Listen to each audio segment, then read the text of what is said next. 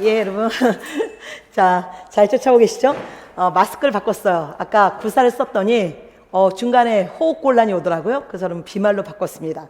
어쨌든 제가 이 마스크 쓰고 강의하는, 자, 이게 여러분 만만치 않네요. 마스크 속에서 저는 여러분 영린이들, 생기처 여러분을 위해서 방긋방긋 지금 웃고 있습니다. 여러분이 지금 이 작은 새싹이 나중에 한 달 뒤에는 어떻게 변화될지, 또 하나 6개월 뒤에는 어떻게 변화될지, 여러분 그게 너무 궁금해요.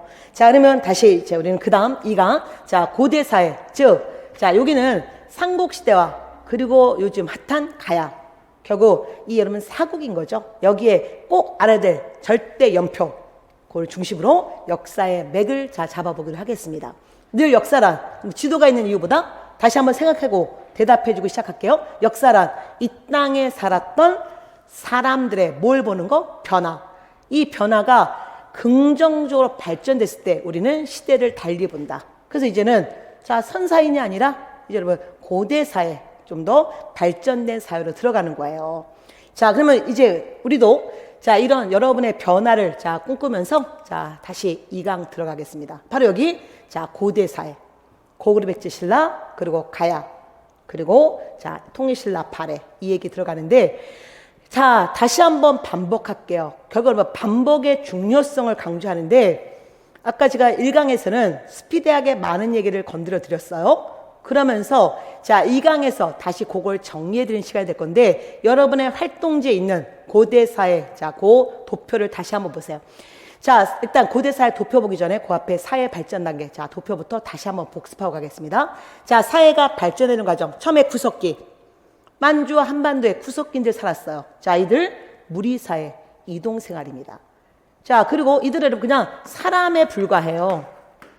즉, 우리의 자, 직접적 조상은 아닙니다. 자, 민족, 자, 민족이 여러분 이제 근간은 바로 이 신석기예요. 신석기인들이, 자, 신석기 혁명이 바로 뭐였습니까? 예, 생산, 농경과 목축, 정착생활 했잖아. 그러다 보니까 사람들이 정착했고 사람의 뿌리가 내려지면서 여기서 여러분 민족의 자, 근간이 마련되는 거예요. 그리고 시족, 부족. 자, 이제 아셨죠, 여러분? 우리가 7월달 자, 종합반 수업에 들어오시면 여러분은 선생님 시족과 부족의 차이가 뭔가요? 이런 거는 이제 질문하지 않아야 되는 거죠. 자, 시족은 뭐다? 혈연사회. 부족은 여러 혈연이 모여서 사회가 커진 거예요. 자, 제가 아까 아주 스피드하게 얘기했었는데 시족이 지들 시족끼리 결혼하다가 보니까 잠깐 애들이 죽는 거예요. 그래서 다른 시족과 결혼했더니 건강한 아이가 태어납니다. 그래서 그들은 족외혼을 한 거죠. 족외혼이 바로 뭐다? 예, 다른 시족과 결혼하는 거예요. 그래서 자, 이 혈연사회와 저 혈연사가 만나게 되면서 사회는 커지는 거죠. 이게 부족사예요. 자, 아셨죠? 그래서 시족 중심의 부족사회가 된다. 뭘 통해서? 족외혼. 다른 시족과 결혼하면서. 자, 그 다음에 청동기 단계 들어가면 이제 머릿속에 딱 들어가 있습니다. 사유재산 계급 발생. 그리고 정치적 지배자가 나온다. 이들이 바로 군장이다. 또는 이게 뭐 부족장 또는 족장인데 특히 그들 군장이라 불렀고요. 자, 이들이 전쟁을 통해서 국가를 형성했다. 이게 바로 자, 군장국가고 최초의 군장국가가 고조선입니다. 우리 여러분, 자, 민족의 출발은 고조선, 당군왕검에서부터 시작되는 거예요. 자, 그러면 자, 여기서 바로 고조선, 여기는 자, 드디어 민족이 그리고 우리가 주류가 형성됐다. 이렇게 얘기하는 거예요. 그래서 한마디로 신석기에서 청동기를 거치는 과정에서 민족이 여러분 구성됐다. 또는 민족이 형성됐다 이렇게 얘기하는 거죠. 신석기들은 민족의 씨를 내렸고 청동기 최초국가 고조선 나오면서 여러분 드디어 자, 민족의 주류가 형성되는 거죠. 자, 그 다음에 자, 철기 단계, 자, 연맹왕국, 이 중에 세 나라가 중앙 집권국가로 가는 거예요. 그러면 이제 여러분 여기서 우리는 또 다른 발전이 있어야 되는 거죠. 한 단계 업을 시켜보겠습니다. 자, 좀 전에 1강에서는 이 개념만 자, 건드려봤어요. 자, 이제 이 용어와 함께 이 개념을 이제 좀 더 집중적으로 볼 겁니다. 이거죠. 군장국가, 동그라미 5개로 표현했는데 사실 동그라미 5개가 아니라 동그라미 50개, 동그라미 500개라도 얘기할 수 있어요. 그러니까 너무 이 동그라미 숫자 연연하지 마시고요. 군장국가는 그야말로 여기 족장, 이 다스리는 사회, 여기 족장이 다스리는 사회, 서로 너 따로 나 따로 나 따로 따로 족장들이 각각 나라를 형성한 거예요. 이게 군장국가입니다. 왕이 없어. 근데 이들이 시간이 지나면 더 사회는 커질 수밖에 없죠. 그래서 자, 좀 이따가 연맹 왕국 보면 왕이 나오는 거야. 지금 보고 계시는 것은 부여예요. 부여에서 마가, 우가, 저가, 구가 같은 가축 이름에 자, 족장들이 자기네 대표를 뽑아요. 이게 바로 왕인 거죠.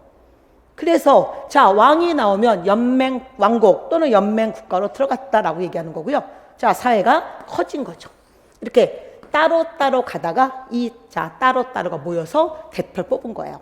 그런데 자, 왕은 그냥 부족장과 큰 차이는 없어요. 왕은 자기 지역을, 그리고 부족장들은 또 자기 지역을, 이게 부여의 사출도예요. 왕은 왕과 별도로 마가우가 저가구가는 각각 자기 지역을 다스렸다. 바로 이거잖아요. 그리고 때로는 왕을 여러분들이 이제 선출하고요. 때로는 왕을 뽑았는데 왕이 좀 뽑았는데 재수가 없어. 너무 비가 많이 와. 또는 너무 가뭄이 들었어. 이럴 때는 다 왕 탓. 왕이 재수 없어서. 그래서 이 부여 같은 경우는 왕위에서 내릴 수도 있어요. 오늘 얘기하면 대통령 탄핵 같은 걸 할 수 있었죠. 이게 특히 부여입니다. 자, 그러다가 시간이 지나면 이 왕, 야, 감히 네가 나를 뽑아? 점점 왕권은 커질 수밖에 없죠. 자, 변합니다. 그래서 결국은 자, 이게 중앙집권국가. 왕권이 커져요, 여러분. 자, 이제부터 여러분은 PPT의 변화를 보셔야 돼요. 자, 뭐냐면 이들이 자, 부족장들이었습니다. 자, 이들이 자, 보세요, 여러분. 들어갑니다. 보셨어요? 다시 이들이 들어가는 거예요. 즉 중앙의 관리가 되는 거예요. 지방에 있던 부족장들이 중앙의 관리가 돼서 이 중앙의 관리 또는 이들을 귀족이라 부르죠. 그러면 자, 좀 전에 이 지방의 부족장들이 자기 지역을 다스렸는데 이들이 중앙으로 들어갔잖아. 그러면 이제 왕은 지방을 다스리는 공무원을 파견해야 되는 거예요. 이게 한마디로 지방관인 거지. 그래서 다시 보세요, 여러분. 자, 왕의 명령을 받고 지방관이 내려갑니다. 자, 권력이 중앙에서 자, 저 지역 구석구석을 다스릴 수 있는 이게 바로 중앙집권화. 중앙에서 통치할 수 있는 이게 바로 중앙집권국가예요. 그래서 여러분, 연맹왕국과 중앙집권국가의 차이는 왕권의 차이다. 즉 중앙집권국가는 자, 왕을 어떻게 한다? 이제는 선출할 수 없어요. 이제는 세습입니다. 세습. 그래서 왕권 강화가 가장 큰 변화다. 요거를 생각하시고 접근하시면 됩니다.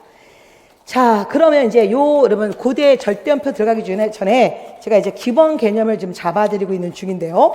자, 여러분, 자, 그러면서 제가 활동지에 아주 일부만 다뤄들었어요. 그러면 여기서 저 갖고 온 PPT에서 다시 한번 개념을 잡아보기로 하겠습니다. 자, 중앙집권국가, 군장국가, 연맹왕국, 중앙집권국가 차이점 보셨습니다. 특히 연맹왕국과 중앙집권국가의 차이는 왕권의 차이다. 자, 이제 됐죠? 그러면서 자, 좀 이따 또 제가 이제 자, 그 도표는 이제 좀 이따 나오니까 그건 설명드릴 거고 다시 또 하나 우리가 고대사에서 또 하나 중요한 내용이 골품제도예요. 골품제도. 골품제도. 여러분 이미 아시잖아요. 골품. 신라에 있었던 아주 독특한 신문제도. 초등학교 때부터 공부했죠, 여러분. 그래서 용어 보세요. 뼈골자에 품격 품자에 뼈에 품격이 있어. 인간이 태어났는데 이미 태어난 순간 뼈가 다르대. 자, 이게 신문제도잖아요. 신라에서 혈통에 따라서 구분하는 신문제도. 고대 사회는 내 능력을 발휘할 수 없어요. 내가 태어난 순간 나의 신분은 정해져 있는데 특히 신라는 이 골품제가 있었습니다. 자, 한번 용어부터 보고 가세요, 여러분. 그래서 자, 고래는 특히 성골, 진골. 그리고 두품에는 육두품, 오두품, 사두품. 그리고 원래는 삼두품, 이두품, 일두품도 있었는데 나중에 3에서 2, 1, 이 하위두품은 통일신라 이후 사라져요, 여러분. 통일 직후에 사라집니다. 왜냐하면 이들이 일반 백성과 큰 차이가 없다 보니까 그냥 자연스럽게 없어진 거죠. 그리고 또한 여러분 이 골, 자, 성골과 진골은 부모가 왕족인 경우예요. 그리고 성골은 더더구나 부와 모가 다 왕족인 경우예요. 그리고 진골은 부와 모 중에 한쪽만 왕족인 경우죠. 그래서 여기는 귀족이라고 하는 거잖아. 그래서 여러분 특히 우리나라 5천 역사에서 신라사가 1000년의 역사인데 신라에만 왕 중에 뭐가 있습니까? 여왕이 있잖아요. 왜? 성골에서 왕이 나와야 되는데, 자, 지금 성골, 왕자가 없으면 성골 공주가 왕이 될 수 있는, 이게 신라의 골품제도 때문입니다. 그래서, 자, 그것도 생각하시면서 어쨌든 이 고대사에, 자, 기억을 하셔야 돼요. 그래서 이거는 나중에 본 수업 들어가면 얘기하겠지만, 신라는 여러분 이 골품제도에 의거해서 모든 게 결정돼요. 그래서 지금 이런 건 좀 벅차지만 나중에 본 수업 들어가면 진골은 1에서 17관 등 오늘날 여러분 공무원의 등급과 똑같아요. 9급 공무원, 뭐 8급 공무원, 7급 공무원. 자, 그들의 관직 생활의 결정이 다 됩니다.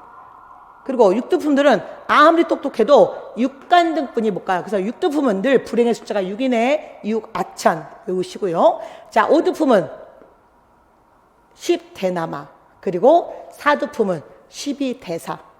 그래서 그들의 골품에 따라서 그들의 여러분 관등 생활이 결정된다. 자, 이게 기본 특징입니다. 자, 그 다음에 이거는 여러분 재미삼아 갖고 왔어요. 심지어 이들 이 신문에 따라서 여러분 이 집의 사이즈, 그 다음에 심지어 마국간의 여러분 자 그런 자 사이즈, 그리고 마국간의 말 숫자까지 여러분 정해져 있었어요. 그러니까 심지어 말 숫자까지 정해져 있으니 나머지야 뻔하죠 여러분. 그들의 혼인, 그들의 정치생활 모든 걸 신라는 골품제도에 의해서 이루어집니다. 그럼 또 여러분 이제부터 막 머리 돌죠. 이거 외워야 되나? 자, 여기 이 하위 등급은 마국간의 말 2마리, 여기는 또 여기에서 여기는 자 마국간의 말 3마리. 이거 절대 이런 거 외우는 거 아니에요. 이런 공부는 잘못된 공부고, 그냥 심지어 마국간의 말 숫자도 신분에 따라 골품에 따라서 그들의 관등에 따라서 달랐다. 신라는 골품에 의해서 모든 게 이루어진 나라고 골품제도에 의해서 망한 나라죠. 자, 그러면 이제 요 얘기하겠습니다. 고대사의 성격. 고대사회 또는 중앙집권국가는 가장 중요한 거 강력한 왕, 여러분 근육, 정말 강력한 왕권. 그 다음에 두 번째는 자, 이 사회가 중앙화되면서 자 법이 여러분 중국식 율령, 즉 법이 마련된 나라예요. 그 다음에 세 번째는 고구려백제 신라는 여러분 한강이 너무너무 중요해요. 서로 피 터지게 자 싸웁니다. 영역국가 또는 정복국가, 그 중에 한강이 너무너무 중요했고요. 그리고 사회가 커지면 고등종교가 필요해요. 그때 불교가 들어옵니다. 그래서 지금은 요 정도 개념 잡아두고 제가 본 수업에서는 자 이런 내용들 하나하나 다시 여러분 잡아드릴 거고요. 자, 우리는 센 기초 과정에서 자 어느 정도의 암기는 좀 하고 오셨으면 좋겠어요. 그래서 고구려백제 신라는 시기는 달라도 여러분 자 여기 처음에 고구려는 왕을 뽑다가 왕이 세습, 처음에는 여러분 형제 세습이에요. 나중에 지나면 내 동생한테 주고 싶지 않고 내가 장가 갔어, 내 아들한테 주고 싶겠죠. 그런데 어쨌든 자 기본적으로 자 형제 세습, 우리 이때 고대 국가로 들어갔다 얘기합니다. 여기 1세기 후반에서 2세기 태조, 여기는 3세기 고이왕, 여기 4세기 내무랑. 자, 그 다음 온갖 제도가 마련되는데 그 중에 가장 중요한 게 법이에요. 법. 이게 율령이야. 율령이 제일 먼저 반포된 나라 백제, 3세기 고이왕. 그 다음에 두 번째가 고구려, 4세기 소수마, 그리고 신라가 6세기 법흥왕입니다. 가장 중요한 거 한강, 여러분 한강을 차지하면 그 나라 최전성기인데 그 이유는 한강이 갖고 있는 지리적 조건이에요. 자, 복습입니다. 일강의 복습. 자, 이쪽에서 이렇게 물이 흐르고 이렇게 물이 흐릅니다. 자, 여기도 한강 상류, 여기도 한강 상류, 여기는 한강 하류. 그러나 아까 여러분과 지금의 여러분 다르죠? 여기는 정확히 얘기하면 북한강 상류, 여기는 남한강 상류. 그리고 서울과 인천 쪽 바다 쪽으로 가는 거 한강 하류. 특히 여기가 중요한 거예요. 여기가 왜 중요하냐면 사람이 살기 좋네? 즉 인적 자원이 풍부해요. 그리고 중국과 교류할 수 있는 가장 빠른 백기를 갖게 되면서 무조건 한강을 차지하면 그 나라는 최전성기예요. 그러면 제일 먼저 한강을 차지한 나라, 한강서 시작한 여러분 자 백제였고요. 두 번째 이 한강을 뺏은 나라가 바로 이 자, 고구려였고요. 마지막 자 한강이 바로 신라였잖아요. 그 다음에 불교. 자 여기 여러분 4세기 소수명 때 이럴 때 연도 외울 거 없어요 여러분. 그냥 같은 4세기, 여기도 4세기니까. 자 근데 여기가 조금 먼저야. 그래서 이런 건 연도가 아니라 그냥 시기 4세기 소수명 때 중국 전진에서 갖고 왔대. 자 여기는 4세기 침략 때 중국 동진에서 들어왔대. 여기는 자, 5세기 눌주왕 때 고구려 스님 아무개가 몰래 경주에 들어가서 불교를 자, 보급하려고 했는데 신라 귀족들의 반발로 실패하다가 6세기 잘 아시는 이차돈이 순교했잖아요. 제 목을 자르십시오. 그러면 뭔가 기적 같은 일이 벌어질 겁니다. 그래서 결국 자, 법흥왕이 이차돈의 순교로 그의 목을 베니까 그의 목에서 빨간색 피가 아니라 하얀색 피가 나왔다. 요즘에 얘기하면 선생님 이거 고지혈증 증세인데요 라는 여러분 그런 우스개 얘기도 있는데 어쨌든 자, 여기 자, 뭔가 달랐다는 거. 그래서 이게 불교 공인, 즉, 자, 법흥왕 때이잖아요. 여러분, 그래서 시기는 달라도 이 네 가지 성격이 맞아 떨어졌기 때문에 우리는 고구려 백제 신라를 바로 고대 국가 또는 중앙 집권국가로 들어갔다라고 얘기합니다. 그러면 가야 볼까요? 가야는 연맹왕국이에요. 중앙 집권국가로 가지 못하고 6가야로 찢어졌고 연맹왕국 단계에서 멸망합니다. 그래도 우리 역사에서 여러분 꽤 차지하는 비중은 꽤 커요. 그래서 자, 삼국이 중앙 집권 국가고 가야는 6가야 연맹. 자, 대답해 주십시오. 6가야 연맹. 6가야 연맹. 이렇게 기억하시면 돼요.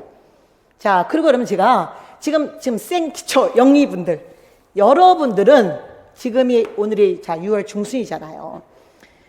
남들은 지금 뭐 이론 강의 두 건씩으로 막 하고 있는데 나는 지금 요거 지금 선우빈 선생님이 준 이 딸랑이 종이 몇 개로 이게 될까? 걱정하지 마세요. 여러분 이 과정이 정말 여러분 소중한 시간입니다.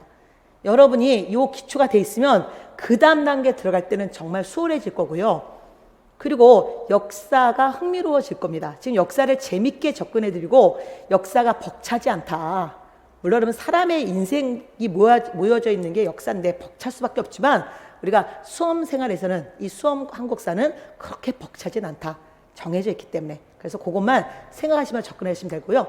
여러분은 바로 그래서 제가 지금 막 영리분들 이제 6월, 7월에 시작하시는 분들은 사실 내년에 4월, 내년 6월까지 시간이 이렇게 많진 않아요.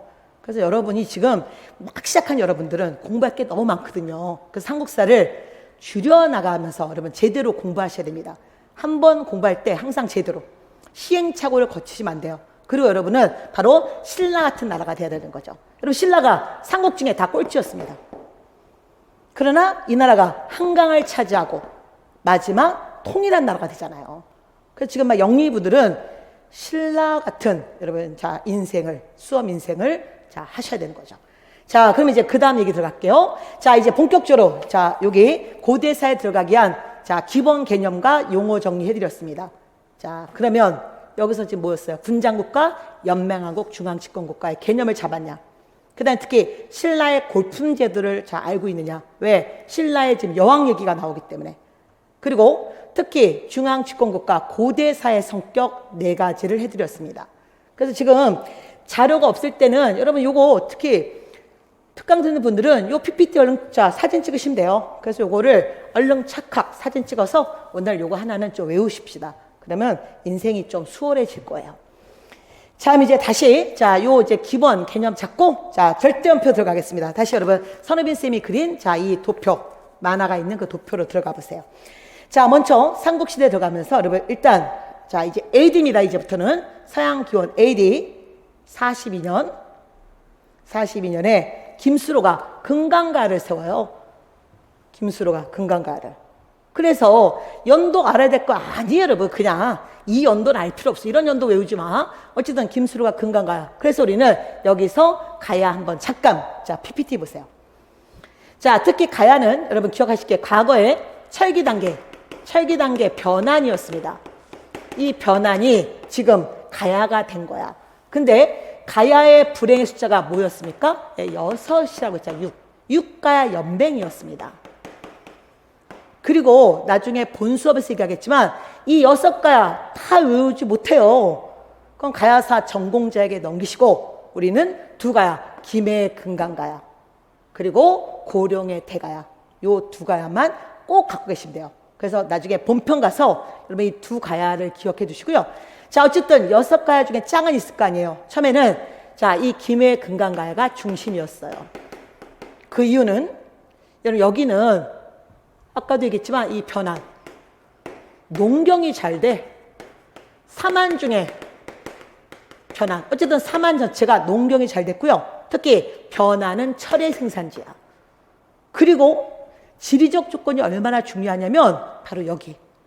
이 김해 금강가야가 왜 6가야 중에 짱이었을까? 바다를 끼고 있다는 거예요. 그래서 해상무역, 특히 해상무역하기에 너무 적절했습니다. 그래서 경제가 꼽히고 여러 문화가 융합되는 그런 지역이 김해 금강가였어요. 그러다가 중심지가 바뀝니다. 이게 좀 이따가 얘기할 광개토대왕 때문이에요. 그래서 여러분 광개토대왕이 신라에 들어온 왜구를 격퇴하는 과정에서 그 왜구가 일로 도망을 가요. 그래서 광개토대왕 군대도 쫓아간 거죠. 여기가 전쟁터가 돼. 그래서 향후 5세기부터는 전쟁의 피해를 보지 않는 고령의 대가로 주인공이 바뀐다. 그거죠. 그리고 나중에 멸망. 여기는 6세기 버풍왕 때 멸망되고요. 여기 대가는 6세기 진흥왕 때 멸망됩니다. 그 정도는 알고 가십시오. 자, 그 다음에 다시 314년 이렇게 외우지 마세요. 여러분 4세기 고구려 미천왕. 고조선이 멸망되고 고조선 영역의 한나라가 차지하고 있었어요. 이게 한사군이거든요. 근데 이 마지막 한사군 낙랑과 대방을 몰아냅니다. 그래서 그냥 미천왕 한사군을 완전 몰아낸 왕. 그 다음에 이럴 때는 여러분 이거 연도 외우는 게 아니라 순서를 좀 낙랑 먼저 외우고 대방을 외워라. 그러면 문 풀 때 엄청 도움돼요. 여러분 기출문제 풀 때 진짜 도움됩니다. 그 다음에 다시 이 연도 외우지 마세요. 4세기 후반에 소심왕 때 불교를 드디어 수용해서 국가의 이데올로기를 잡죠. 그리고 다시 백제 침략 때 또 이 나라 4세기 말에 연도 외우지 마세요. 그냥 4세기라는 거 기억하시면 돼. 그리고 불교 들어왔고 이제 광개토대왕은 4세기 말에서 5세기 초에 있었던 임금으로서 특히 400년 광개토대왕이 신라에 들어온 외국 역대는 거기에 형광펜 그어주세요. 그리고 제가 갖고 온 이 자료를 같이 보기로 하겠습니다. 이거야, 여러분. 우리가 광개토대왕 하면 여러분 잘 아시는 광개토대왕비 또는 광개토대왕 비문이잖아. 광개토대왕 비문은 여러분 이게 나중에 본수업 들어오면 광개토대왕 비문은 만주 집안에 있고 장수왕이 아버지 광개토대왕의 무덤을 세우고 거기에 이 광개토대왕 비문을 세우고 그리고 광개토대왕 비에는 크게 1부, 2부, 3부로 나눠져 있어. 그 얘기는 나중에 해도 돼요. 지금은 광개토대왕 비문의 가장 중요한 내용을 얘기할 건데요. 광개토대왕 비문은 특히 광개토대왕의 정복 사업이 순서대로 기록되어 있어요. 그 중에 여러분 들어보십시오. 영락 이거 영락 몇 년 이게 광개토대왕의 독자적 연호예요. 연호라는 게 뭐냐면 연도 이름 독자 연호 연도 이름. 광개토대왕은 중국과 다른 우리나라 최초로 중국과 다른 독자적 연호를 쓴 왕. 이건 뭘 얘기하냐면 우리는 중국과 대등했다. 그리고 두 번째 강력한 왕권 강화에서만 가능해요. 여러분 이런 거죠. 제가 올해부터 2021년 지금 준비하신 분들 2022년을 목표로 우리 모두 우리만의 연호 쓰자. 이제 2021년 선후 1년 내년에 선후 2년 이렇게 얘기하면 여러분 따라오시겠어요? 선우쌤 뭐 교주야? 그럴 거 아니에요. 근데 왕이 이렇게 하자 모두 따라왔다. 이거는 강력한 왕권에서만 가능한 거예요. 이 영락이라는 영원히 즐거웁자 이런 즐거울락자 이런 연호를 썼다는 거. 그래서 이게 영락 몇 년 경자년에 보병과 기병 5만을 보내 신라를 도와줬어. 광군이 이르자 외적이 물러갔어. 고구려 광군이 오자. 그래서 급히 추격해서 임나가라 즉 가야 지역에 어디에 이르렀어. 성이 곧 귀순하고 복종함으로 술라병을 두어서 지키겠어. 신라에 요거는 글자가 깨져서 모르는 글자예요. 어디 농성을 공략하니 왜군은 위축되고 괴멸됐어. 이사로 너무너무 잘 나오고요. 가장 쉬운 문제 광개토대왕 비문 누가 세웠어? 장수왕. 이거 이후에 금강가야는 초토화되고 망하진 않아요. 초토화되고 중심지가 대가로 간다는 거. 그거를 물어보는 거고요. 또 하나 여러분 여기서 팁 하나 드리고 갈게요. 이거 우리 초등학교 때 경주에 여행 가시면 여러분 경주에 무덤을 많이 보세요. 그 무덤 중에 호호총이 있어요. 호호총. 이 호호총이 뭐냐면 광개토대왕 글씨가 새겨진 청동 그릇이 만들어진 무덤이에요. 이 청동 그릇, 광개토대왕한테 제사 지내는 그릇이고요. 마찬가지로 장수왕이 만든 거예요. 신라인들이 광개토대왕 여러분 죽자 광개토대왕 조문 왔겠죠? 조문은 그들에게 제사 그릇 하나씩 준 거죠. 이 그릇 밑바닥에 뭐라고 써 있냐면 광개토지 호태왕, 즉 광개토 호태왕 이 말이 있는 거예요. 그래서 광개토대왕 호태왕 이런 말 쓰잖아요. 너무 길어서 끊어서 이 광개토대왕 이름이 쓰여진 이 제사 그릇이 신라 무덤에서 발견됐다. 이거는 광개토대왕이 신라하고 굉장히 우호적이었고 신라를 도와줬다는 걸 보여주는 증거입니다. 그래서 오늘 꼭 갖고 가시고요. 자, 그 다음에 이제 좀 있다가 여러분 삼국관계는 그냥 삼각관계야. 자, 광개토대왕 죽고 이제 장수왕의 남하정책. 장수왕이 광개토대왕 아들 장수왕이 남하정책 피자. 두 나라 백제와 신라는 그 유명한 신라 나자 백제 제자 나제 동맹 맺는 거죠. 군사 동맹. 이런 연도를 꼭 외우세요. 이런 거 외우는 거야. 그러니까 이 절대 연표 중에 다 외우는 게 아니라 몇 세기 이렇게 기억하다가 이런 연도는 꼭 표시하고 외우십시오. 이게 절대 연표야. 꼭 알아야 될 거. 자, 나제 동맹 맺습니다. 그리고 나중에 시간 될 때 이 어느 왕과 어느 왕 사이에 동맹 맺었는지 기억하시면 되죠. 자, 그 다음에 다시 쭉 가면서 이제 475년. 자, 드디어 장수왕. 여러분, 장수왕은 장수왕입니다. 그래서 이제 이 시기에 장수왕이 있었고, 특히 이 장수왕이 드디어 행동 개시 백제의 한성, 지금의 서울을 점령하잖아요. 그래서 서울을 빼앗기자 문주왕, 백제 문주왕은 몽진천도. 이거는 연도가 아니라 이 사건은 꼭 알고 있어야 될 사건이에요, 여러분. 그래서 이제 우리는 이걸 한번 볼까요? 여러분 여기 PPT 보세요. 삼국 각 나라의 최고의 미션 바로 한강을 차지하라 이거죠. 그러면 여러분 보세요. 가장 먼저 삼국 중에 가장 먼저 한강을 차지했던 나라 어디? 예, 백제. 4세기 근충왕 때 한강을 차지하고 심지어 이쪽 요소 지역을 일시 여기는 점령, 일시 차지.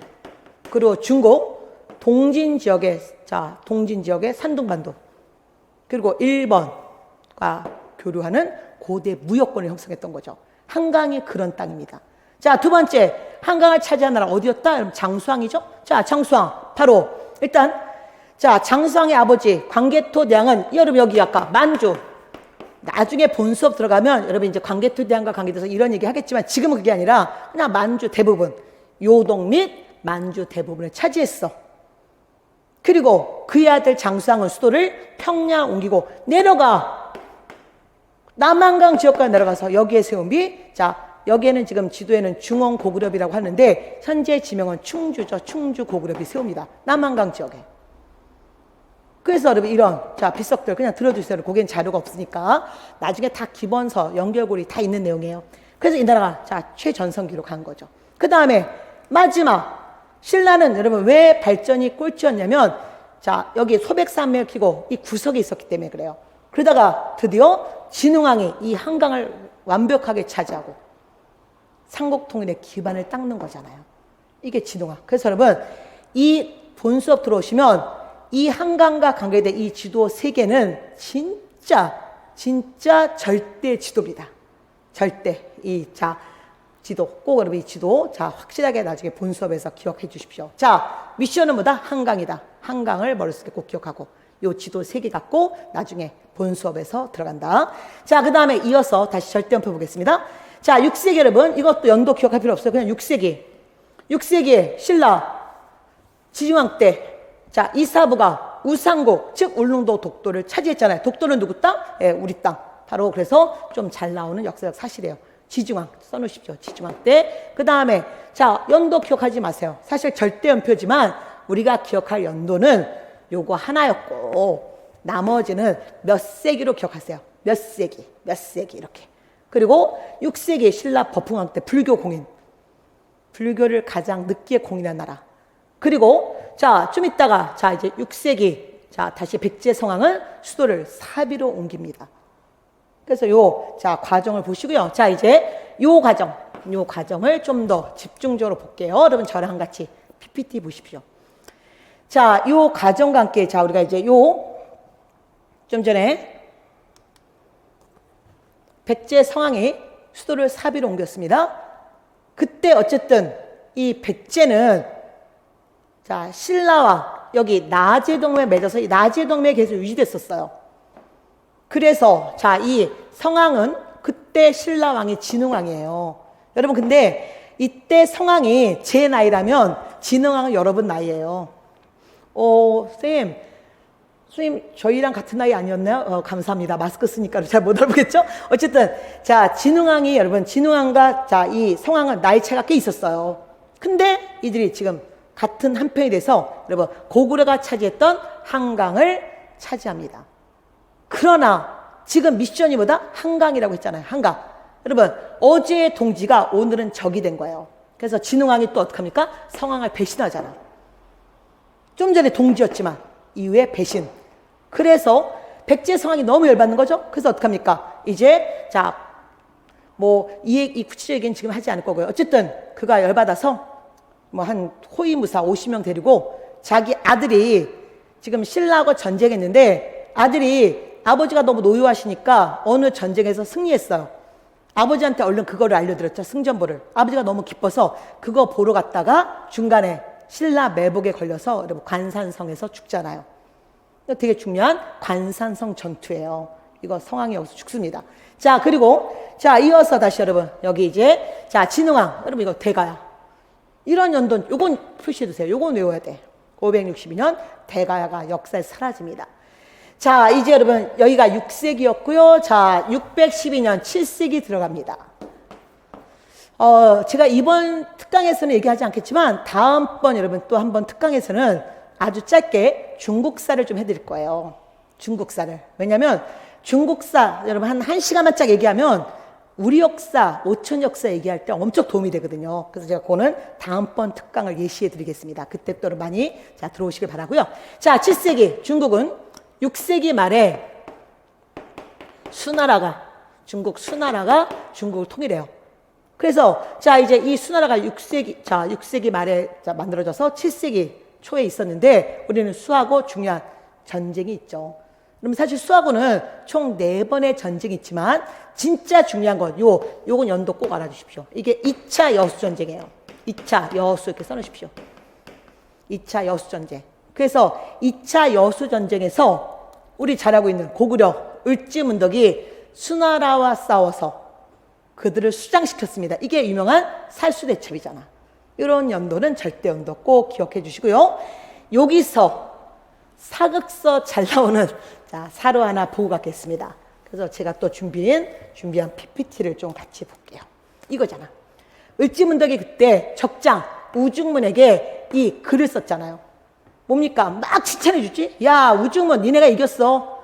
그래서 이제 니네 조카 말 알았으니 우리가 졌어. 니네도 이제 그 정도 됐으면 물러가라. 그래서 그러면 우중문이 야, 고구려가 막강한 고구려가 우리한테 이렇게 무릎을 꿇네? 그러면서 기분 좋아서 가다가 어떡합니까? 을지문덕의 계략에 빠지잖아요. 그래서 자, 결과적으로 요 사료 신기한 책략은 하늘의 이치를 깨뜨렸고 오묘한 전략은 땅도 자, 알고 있어. 한마디로 꼬시는 거죠. 야, 니네 승리. 자, 전쟁에서 이긴 공이 이미 높으니 만족하면 알았으면 이제 가라. 그래서 결국 수나라가 가다가 여러분 살수에서 모두 수장당한 사건이 바로 을지문덕의 여러분 살수대첩. 몇 차 전쟁? 2차 여수전쟁.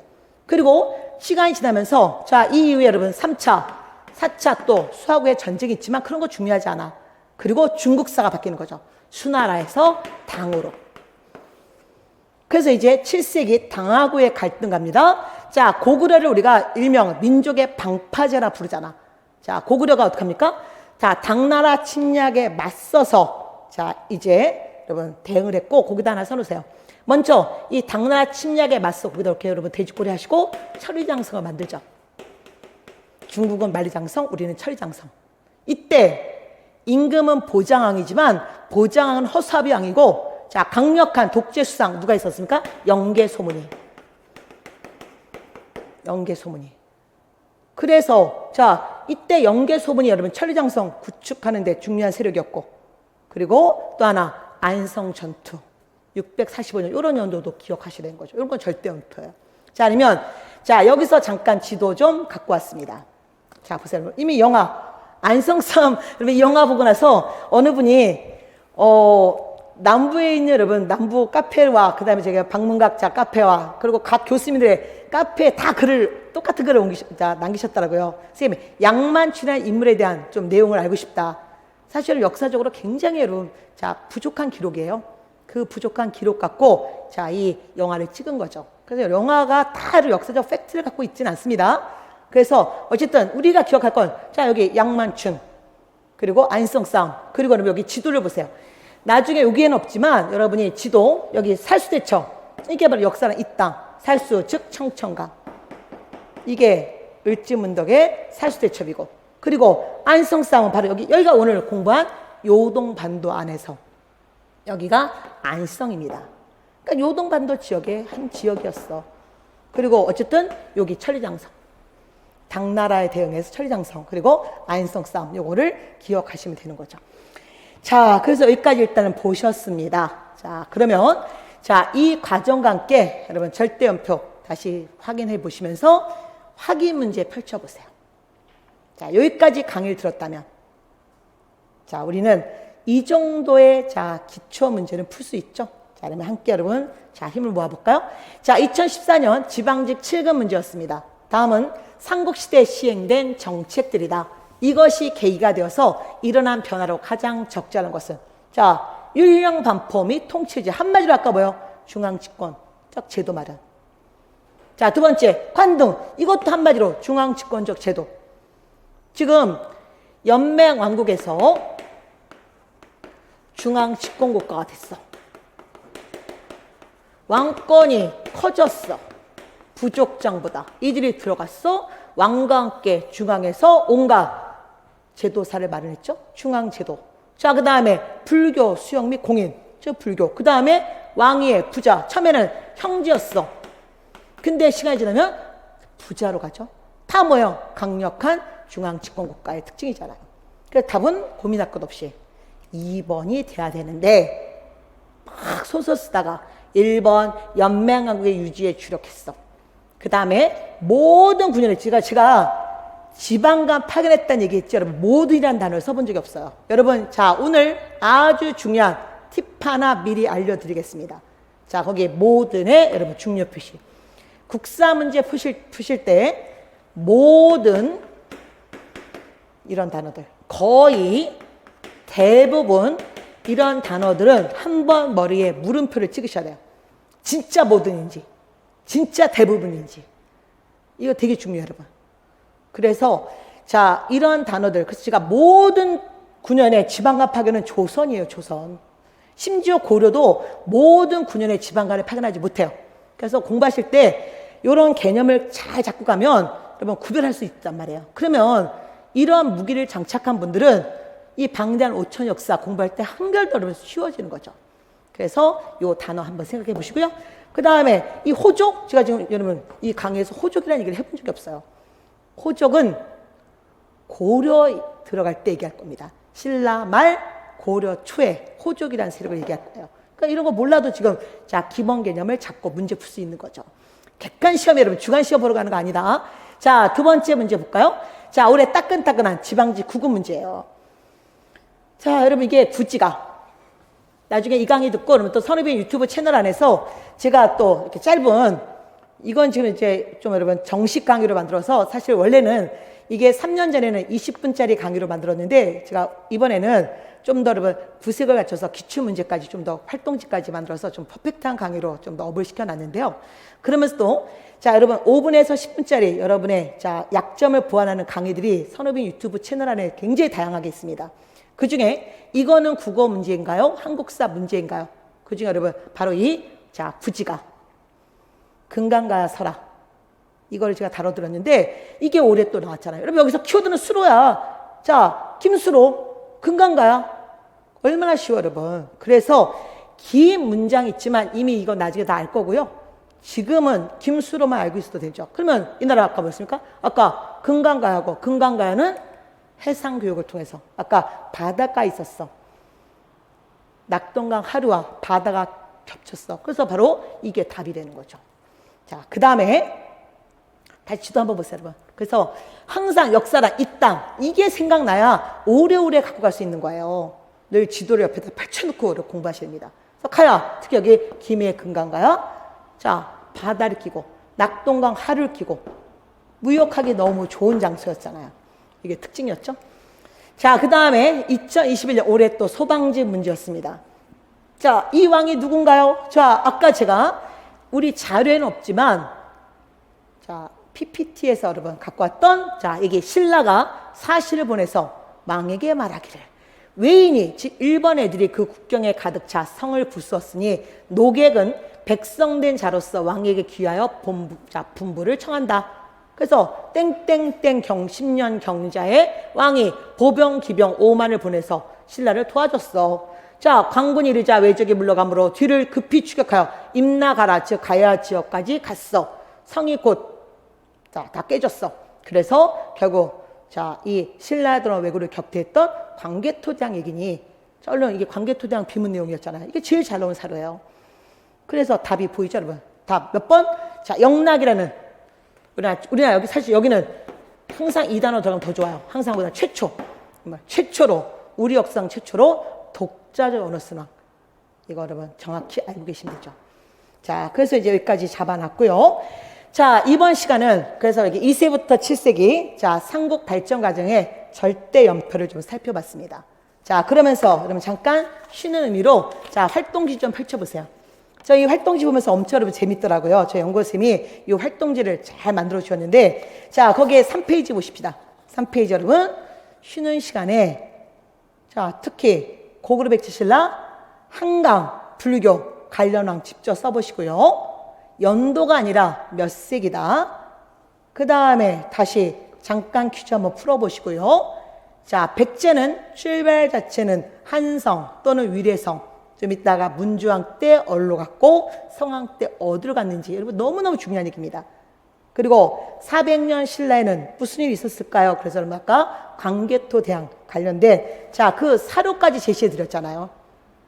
여러분 사료가 이 안에. 그래서 한번 자, 요 내용을 보시면서 잠깐 쉬었다가 마지막 3강 통일신라 발해 시대로 들어가기로 하겠습니다.